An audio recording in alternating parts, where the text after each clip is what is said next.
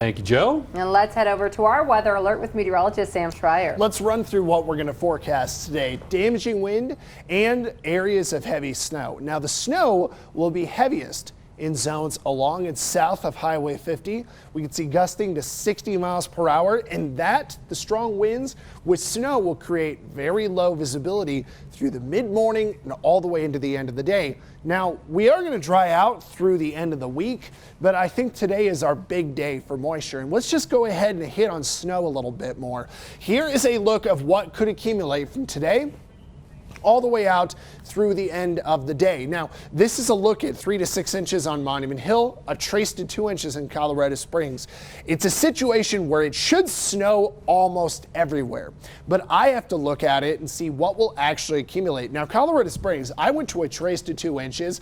I think for most of the city, the roads are going to stay wet to maybe slushy. On the north end of town, as you get closer to Glen Eagle, Black Forest, Monument, that's where we do start to get more snow collection on the pavement, but even then it's still mostly slush and wet roads. The grass is going to hold most of what you see here, either nothing or a couple inches. Now from Walsenburg to Trinidad and back into our mountains, that's going to be a pretty tricky spot through the end of the day. Here's what it looks like first in the Pikes Peak region. We're going to go north and then go south. 3 to 6 inches, 2 to 4 inches from Monument to Black Forest. That north wind will give upslope and give us a little bit more collection on the north end of the El Paso County area. This is the north end of the Palmer Divide.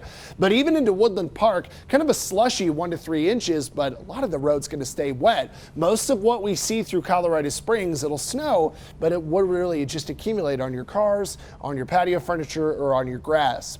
When we move south and jump all the way down to the Arkansas River Valley and then our southern I-25 stretch, this is some big stuff. Walsenburg, Aguilar, Trinidad, you're talking about really heavy snow accumulation through the day and into the overnight hours.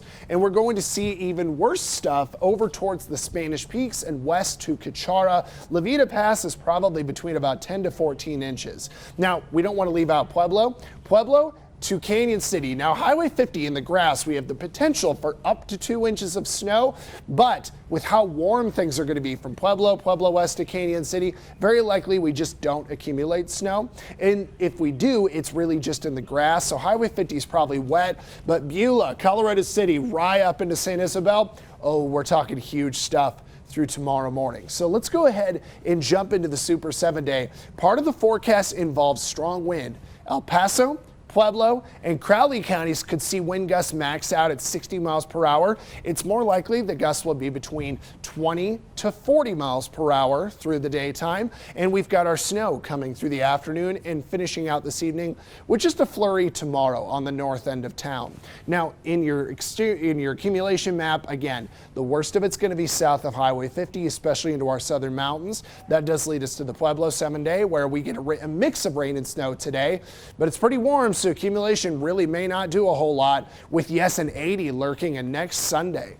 In Canyon City, I think we're going to be looking at rain to snow, but very weak accumulation, especially with daytime temperatures.